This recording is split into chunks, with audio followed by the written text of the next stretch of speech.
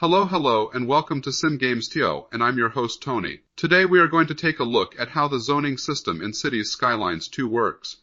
There are 4 types of zones, and we are going to start with residential zones.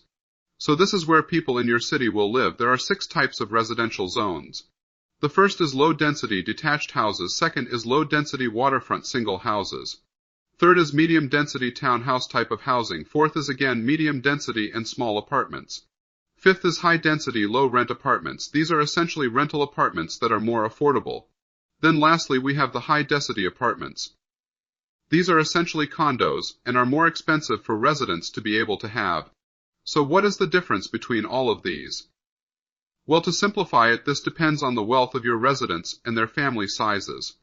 Generally speaking, the wealthier residents are the more likely they will live in houses and condos.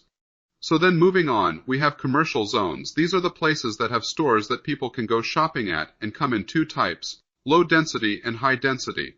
There are 2 differences here. The first is just the sizes of the buildings. Larger commercial buildings will appear in the high density commercial zoning. These larger buildings will be able to provide more goods to service larger populations, and they will also be taking more deliveries. Therefore more traffic. Then we have the yellow zoning for industrial. Industrial zones are where raw goods and materials are taken and turned into goods to be sold at commercial zones. Interestingly, there is only one type of industrial zone.